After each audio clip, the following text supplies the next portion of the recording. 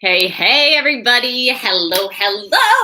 Welcome back to another episode, if you will, of Ask Juliana. Simply put, what that is I open up my inbox, info.julianapage@gmail.com, every week for folks to submit a question or submit a topic that they want a response to or a different perspective on. And then we sift through it and then we come back out with a response. So the question that I had from this past week was, why do I keep attracting the same type of person or the same relationship dynamic? Why does this keep happening, right? And what I want to preface is that this I am sensing or inferring is coming from a relationship dynamic, a partnership dynamic of some kind, intimate relationship. However, this can also be applicable to a work environment, to a volunteer situation, sometimes church dynamics, but just pay attention. Usually where there's relationships involved, we can attract similar things. So keep that in mind. But because this is a relationship dynamic I'm sensing, I'm going to speak to that. Okay. But just be open-minded about, where is this happening perhaps in my own life? Okay. So this is what I would say. If you keep attracting the same type of person, right? The same type of partner, the same type of relationship experience, breakdown, habits, patterns, those sorts of things that keep reoccurring, you might be the common denominator. Okay? You might be the common denominator. And what I will say to further that is, you ain't ready. You ain't ready for a relationship. And I will say this because a lot of times when we are attracting the same thing, there's something unaddressed in us that needs to be addressed so that we can shift the pattern. We can shift the dynamic. We can shift what we're available for and what we're not. All right. And a lot of times if we keep going and just keep getting into things, okay, somewhat blindly, a lot of times like subconsciously, we've got a lot of stuff going on, but we don't look at it. And because of that, we keep having similar things happen. And they cause a lot of pain and they cause a lot of damage. And so that's never something that you just want to ignore. All right. So the fact that you are bringing it up, that's a really good thing, but there's work here. Okay. So I say that you're not ready because a lot of times there's a paradigm that we're believing about ourselves that's off. There could be some unhealed heart damage or emotional baggage that we haven't gone through that allows us to show up for some things that maybe when we're in our Christ consciousness, we wouldn't show up for. Okay. So here is what I would say. The best thing that you can do is put a do not disturb on your heart and to develop a relationship with your creator so that you can have a healthy relationship with yourself. It's a full-on recalibration of your soul and therefore of your life. Okay. When you get with God, he helps you see things clearly. He helps you navigate and pivot and shift and just rearrange things so that you can be whole and complete in him, so that you can love yourself well, and so that you can really assess who he's bringing into your life and who is not a fit for your life and your future, okay? Because just like God sends people into your life, so does the enemy. So this work is really, really our own understanding, because we tend to look at the outward appearance, but God looks at the heart. So we don't always know what people's intentions are, what their heart are. We have a sense of who they are by what they show us and what they tell us, but a lot of people are really great at presenting and acting and showing us some sort of thing and hiding a lot of other things. So it's really important to develop relationship with God so you can turn up your wisdom, you can turn up your Holy Spirit discernment, and that you can really navigate clearly and confidently in your life and break off these patterns that you don't want to continue or that you don't want to be a part of your future, okay?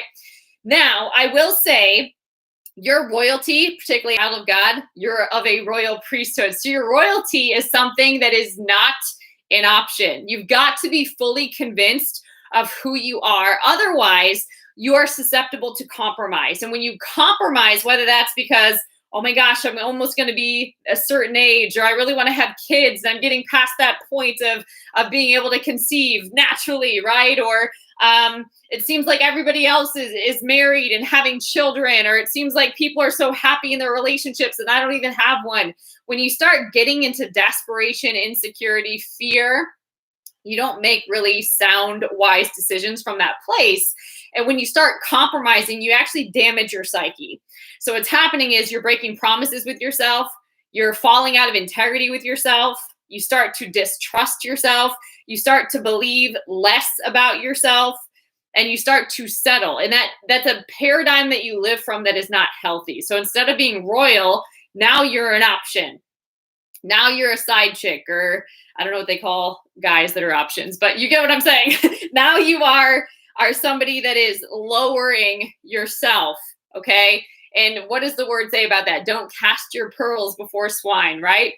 Or don't walk in the counsel of the ungodly, right? You don't want to, doesn't mean that you're mean or unkind, but you definitely don't want to take your counsel from lower or lesser people, places, things, all of that, right? Okay. Why that's a big deal is because then you can't govern your life properly, okay? So instead of governing your life from wisdom, sound judgment, sound counsel, accountability, discipline, boundaries, self-control, all of that, rather than doing that, it's now from fear and desperation and insecurity, and you just can't govern yourself that way because you become double-minded, all right?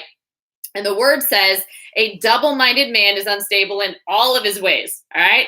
If you're double-minded, you're unstable. And that is not a place of peace. It's not a place of power. It's a place where manipulation, control, just chaos, drama, all sorts of unclean things can start developing, and it's just not healthy, okay? And then you're just trying to navigate a crazy dynamic rather than really being able to be free in a vehicle of a relationship, all right? Okay, so what do I do? What is a practical way to navigate this? Or what are some things to keep in mind if I am recognizing that I am the common denominator and I need to make some adjustments? Like, what do I do? What areas do I target? Let's dive into that, okay? So the goal is for you to be whole and complete, nothing missing, nothing broken. The Bible calls that shalom, the peace of God, nothing missing, nothing broken. You are whole and complete in the Creator. Okay, you don't go looking for somebody else to complete you. As long as you are looking for that, that is not a position where you are ready for a relationship, because it will always be something that the enemy can use to manipulate you, all right? And distract you and just create offense and division and all sorts of things that are not good, that only serve to distract you, to kill, steal, destroy. That's his 3-part agenda, to get you off your purpose, to mess with your future and your destiny. Not okay. All right. Not something that you want to be available for. So here are some things to consider. The word says, it's in Leviticus. I'm not remembering exactly the verse or the address, but it's in Leviticus. You can kind of do a Google on this, but it says, put difference between holy and unholy, clean and unclean. So what that's saying is that you don't want to present yourself like the world does. You don't want to present yourself as an option. You don't want to lead with your sexuality if you're a woman. You don't want to lead with all of your material things if you're a man. It's typically what the world does, right? You don't want to market yourself to the wrong clientele. If you are somebody that wants to be a wife or a husband, you don't want to market yourself as anything less than that, as an option. You don't want to do that. So the best visual that I can have for this, I used to work in retail, and I was in a management position, so I would have to close the stores a lot. And when that happened, it seemed like clockwork, but like literally like 15 minutes before the store is ready to close officially, right? And you've already done all the organizing and a majority of the shutting down. We had this thing too where you had to put like 2 fingers between every hanger and do that around the entire store. Insane. So after you get through doing that, people will come in just to shop. They're not going to be your purchasers. They're going to be your shoppers. They're going to come in just to mess up all the racks that you've done, try on things, toss it in the changing rooms, right? So that you get all that fun stuff to clean up and then you're there way more time than you intended, right?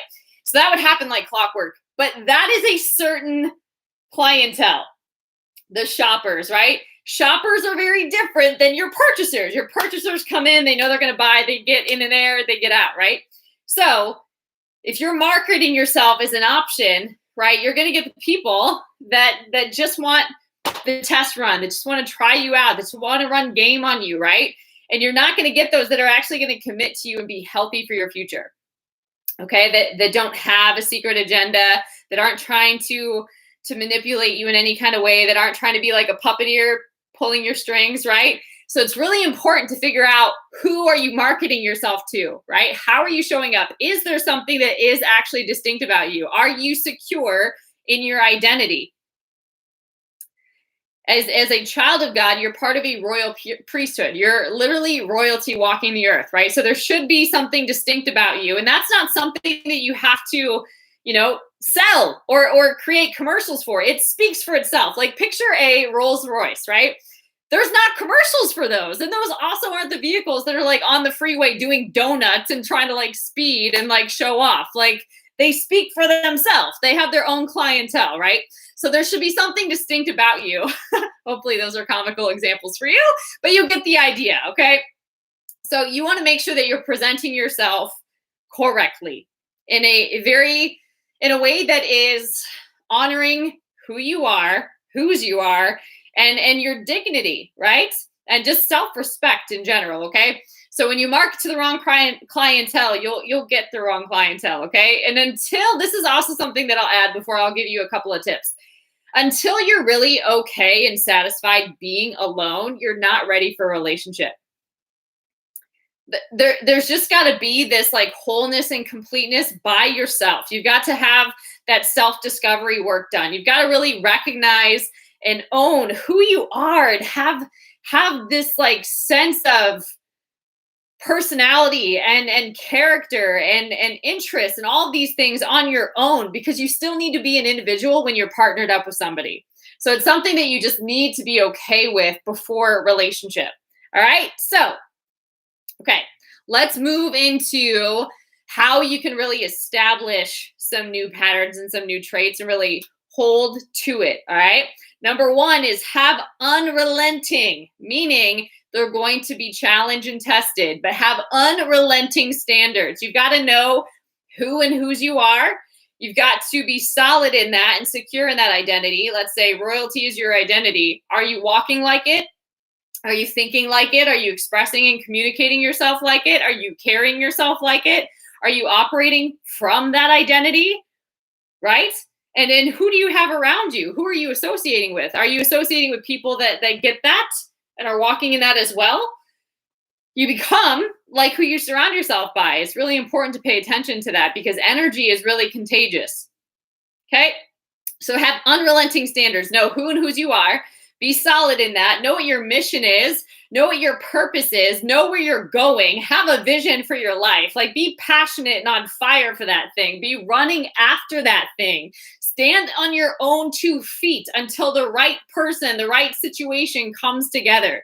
Don't go looking for it. Be busy about God's business and what he's given you to do so that he can actually bless the work of your hands, right?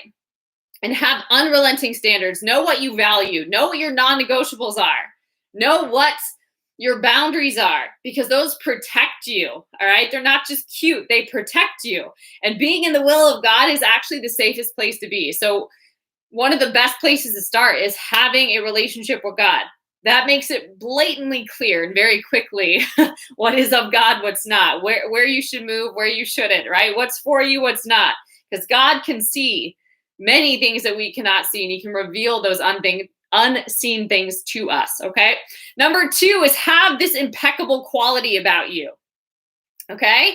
You don't want to lead, like I was mentioning, you don't want to lead if you're a woman. You don't need to lead with your sexuality to get attention. You don't need the wrong kind of attention. You want the right person to notice you, okay? And a lot of times, let's say you're wanting to be a wife, a lot of times a husband won't recognize you if you just are parading around like the rest of the world, okay?